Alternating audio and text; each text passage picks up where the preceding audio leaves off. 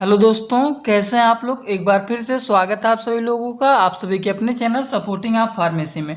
दोस्तों, जैसा कि आप लोग जान रहे हैं, बी फार्मेसी 6 सेमेस्टर वालों का हर्बल ड्रग टेक्नोलॉजी का यूनिट 3 चल रहा है। यूनिट 3 में हम लोगों ने क्या क्या कंप्लीट कर लिया है। यूनिट 3 में हम लोगों ने जो पहला टॉपिक है हर्बल कॉस्मेटिक्स, ये टोटल पढ़ के हम लोगों ने कर लिया है कंप्लीट। अगर आप लोगों ने इसको नहीं देखा है तो एक बार जाके जरूर देखें, क्योंकि बेसिक टॉपिक जो रहता है वो आगे ही रहता है। ठीक, तो अगर नहीं देखें तो जाके देख लेना, हमारे प्लेलिस्ट में आप लोगों को मिल जाएगा। और आज के लेक्चर में हम लोग स्टार्ट करेंगे हर्बल एक्सपीशियंट। ठीक, और आज के लेक्चर में इसको हम लोग टोटल कर देंगे कंप्लीट। हर्बल एक्सपीशियंट क्या होता है, क्या क्या इनके बारे में पढ़ना है, टोटल पढ़ के कर देंगे कंप्लीट, जिससे इसके अगले वाले लेक्चर में तुरंत स्टार्ट करके हर्बल फार्मूलेशन भी कंप्लीट करवा देंगे। ठीक, तो चलिए स्टार्ट करते हैं बिना देर किए हुए। तो देखिए, सबसे पहले हम लोग यहाँ पे देखते हैं हर्बल एक्सपीशियंट जो हमारा होता है, ये दो वर्ड से मिलके बना होता है, हर्बल प्लस एक्सपीशियंट। हर्बल का मतलब क्या होता है, हर्ब का मतलब क्या होता है। हर्ब जो टर्म होता है वो डिराइव्ड होता है लैटिन वर्ड से, जिसका मतलब होता है green part of the plant, जिसके बारे में हम लोगों ने यूनिट 1 में ही पढ़ा था। और हर्बल मेडिसिन क्या होता है, याद है आप लोगों को। हर्बल मेडिसिन का मतलब क्या होता है, देखिए यहाँ पे थोड़ा सा दिखा दे रहा हूँ कि any drug which is directly या फिर इनडायरेक्टली ऑब्टेन्ड किया जाता है प्लांट से, उसे हम लोग हर्बल मेडिसिन कहते हैं। ठीक, तो ये तो कॉन्सेप्ट क्लियर हो गया, हर्बल क्या होता है, हर्ब क्या होता है, हर्बल मेडिसिन क्या होता है। लेकिन आप लोगों को यहाँ पे कुछ याद आ रहा है कि एक्सपीशियंट क्या होता है। आप लोगों ने उसमें पढ़ा था, इंडस्ट्रियल फार्मेसी में टैबलेट वाले में पढ़ा था एक्सपीशियंट के बारे में, कि जब हम लोग टैबलेट बनाते हैं तो टैबलेट के साथ हम लोगों ने एक्सपीशियंट को भी मिक्स करते हैं। एपीआई प्लस एक्सपीशियंट मिक्स होता है। एपीआई का मतलब होता है एक्टिव फार्मास्यूटिकल इंग्रेडिएंट, और एक्सपीशियंट मिक्स होता है। एक्सपीशियंट का मतलब क्या होता है, किसी भी टैबलेट या फिर डोजेज फॉर्म के साथ जो अदर मटेरियल यूज करते हैं उसे हम लोग क्या कहते हैं, एक्सपीशियंट कहते हैं। और इनमें कोई भी इसका जो होता है, कोई भी फार्माकोलॉजिकल एक्शन नहीं होता है, ये अपना कोई एक्शन नहीं देते हैं, बस ये वॉल्यूम को इंक्रीज करने के लिए बल्क को प्रोवाइड करते हैं। ठीक, आई होप आप लोग को इतना याद आ गया होगा कि एक्सपीशियंट का मतलब क्या होता है। ठीक, अब देखिए इसमें क्या होता है, हर्बल ड्रग टेक्नोलॉजी में क्या होता है हर्बल एक्सपीशियंट। चलिए अब हम लोग टॉपिक पे बात करते हैं। हेडिंग डालेंगे अब हर्बल एक्सपीशियंट क्या होता है, इंट्रोडक्शन में लिखेंगे हम लोग, excipient pharmaceutical aids are the substance which are inert and have a little or non therapeutic value, जिसके कोई थेरापुटिक वैल्यू नहीं होते हैं, जिसका कोई थेरापुटिक इफेक्ट नहीं होता है, but are essential in the manufacture of various pharmaceutical dosages form such as tablet, capsule, syrup ETC. जैसे कि आप लोगों ने देखा था टैबलेट को बनाया जाता है तो उसमें एपीआई प्लस एक्सपीशियंट मिक्स करके बाइंडर के द्वारा उसके बाद टैबलेट को बनाया जाता है। एपीआई में हमारा एक्टिव फार्मास्यूटिकल इंग्रेडिएंट रहते हैं, और एक्सपीशियंट जो रहता है वो बल्क को इंक्रीज करने के लिए बल्क को प्रोवाइड करता है, उसके लिए ये एक्सपीशियंट मिक्स किए जाते हैं, जिसका कोई भी थेरापुटिक इफेक्ट, थेरापुटिक वैल्यू नहीं होते हैं। जिसके एग्जाम्पल यहाँ पे दिए गए हैं, जैसे टैबलेट हो गए, कैप्सूल हो गए, सिरप हो गए, ईटीसी। ठीक, अब देखिए यहाँ पे नेक्स्ट पॉइंट इसमें लिख सकते हैं, API are mixed with the active ingredient to make up the volume or improve the stability or mask the bitter taste या फिर improve the appearance, odor and other characteristics of the dosage form। एक्सपीशियंट जो होता है mix किया जाता है साथ में एक्टिव फार्मास्यूटिकल इंग्रेडिएंट के साथ। ठीक, टू मेक बनाने के लिए वॉल्यूम को, इम्प्रूव करने के लिए स्टेबिलिटी को, mask the bitter taste, improve the appearance, order and other characteristics of the doses form.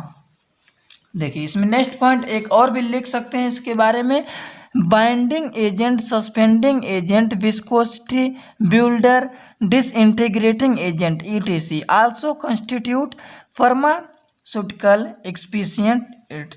ठीक, ये तो हम लोगों ने बात कर लिया है हर्बल एक्सपीशियंट के बारे में, क्या क्या होते हैं हर्बल एक्सपीशियंट, जो आप लोगों ने इंडस्ट्रियल फार्मेसी में पढ़ा था वही सब के बारे में उसी तरीके से ये भी लिखना है। जिसको याद होगा वो इसके बारे में आसान तरीके से लिख सकता है। ठीक, हर्बल एक्सपीशियंट के बारे में आई होप आप लोग को पता चल गया होगा।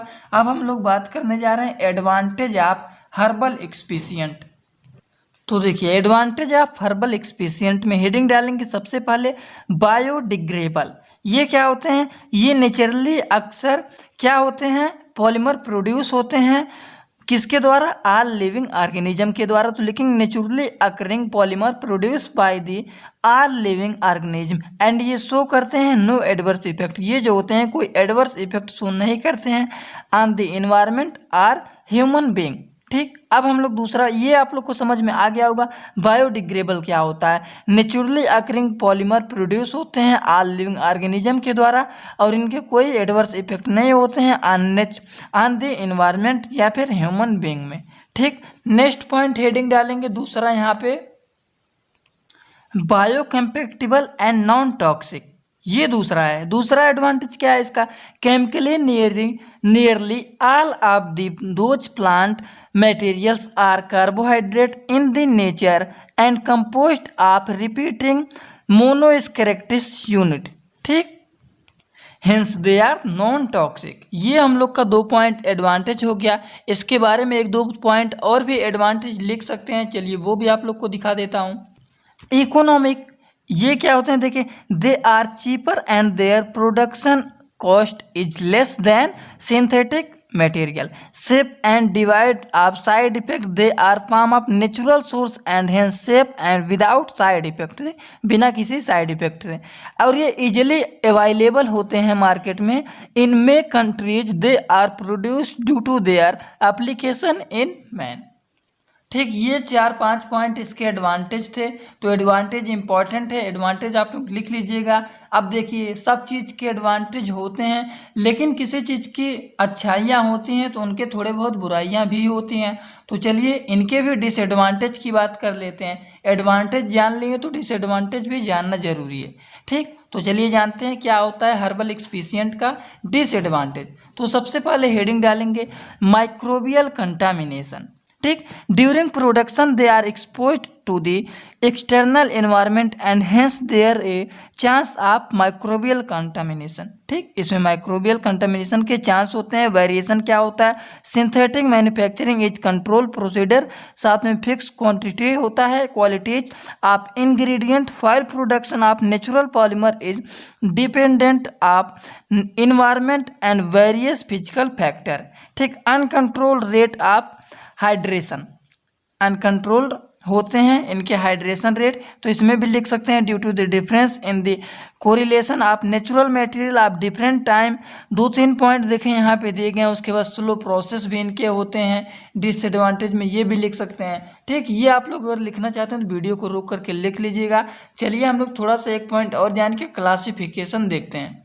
तो ये डिसएडवांटेज है। आई होप आप लोग वीडियो को रोक करके लिख लिया होगा। 1 पॉइंट चलिए और डिसएडवांटेज आप लोगों को दिखा दे रहा हूँ। सबसे पहले हम लोगों ने डिसएडवांटेज में देखा है माइक्रोबियल कंटामिनेशन, दूसरा हम लोग का वेरिएशन है, तीसरा है अनकंट्रोल रेट ऑफ हाइड्रेशन और चौथा हमारा डिसएडवांटेज है स्लो प्रोसेस होते हैं। ठीक, अब चौथा हो गया, 5वां देख लेते हैं डिसएडवांटेज क्या है इसका। 5वां डिसएडवांटेज इसका है हैवी मेटल कंटामिनेशन। ठीक, there are chance of the heavy metal contamination after the associated with the herbal expedient। इनमें हैवी मेटल कंटामिनेशन के चांस ज़्यादा होते हैं किसके बाद, एसोसिएटेड विद द हर्बल एक्सपीशियंट के बाद। ठीक, अब हम लोग बात करने जा रहे हैं दोस्तों वेरी मोस्ट इंपॉर्टेंट टॉपिक, जो कि है क्लासिफिकेशन ऑफ हर्बल एक्सपीशियंट, जो कि एग्जामिनेशन में पूछ लेता है कि write the classification of herbal excipient या फिर write the detail classification of herbal excipient. तो herbal excipient can be broadly classify into the following categories based on the function.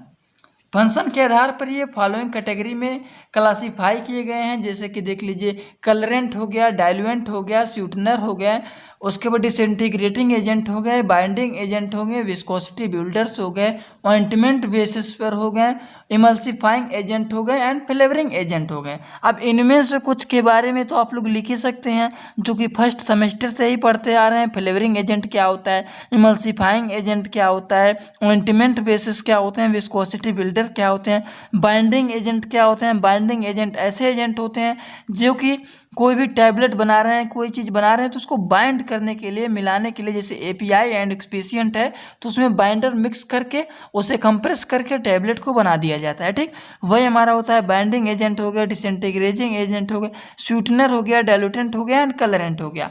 अब इनके एग्जाम्पल अगर आप लोग लिखना चाहते हैं तो चलिए एग्जाम्पल जान लेते हैं। सबसे पहले कलरेंट का एग्जाम्पल क्या होता है, देखिए इसका हो गया हेना हो गया, क्लोरोफिल हो गया, कार्मेल हो गया, एमार्फत एंड इंडिको हो गया। ठीक, स्वीटनर का एग्जाम्पल यहाँ पे दिए गए हैं, हनी हो गया, स्वीटा हो गया, सॉरी यहाँ पे क्या लिखा गया है, स्टाइवा। ठीक, ये हो गए। उसके बाद डाइल्यूटेंट में लैक्टोज हो गए, स्टार्च हो गए, मैनिटाल हो गया, सुक्रोज हो गए, ये सब डाइल्यूटेंट के एग्जाम्पल हैं। उसके बाद डिसइंटीग्रेटिंग एजेंट में हमारे क्या क्या आते हैं, स्टार्च हो गए, आइसोपोल हक्स हो गए, कार्बोक्सी मेथिल सेलुलोज हो गए, ये सब डिसइंटीग्रेटिंग एजेंट के क्या हैं, एग्जाम्पल हैं।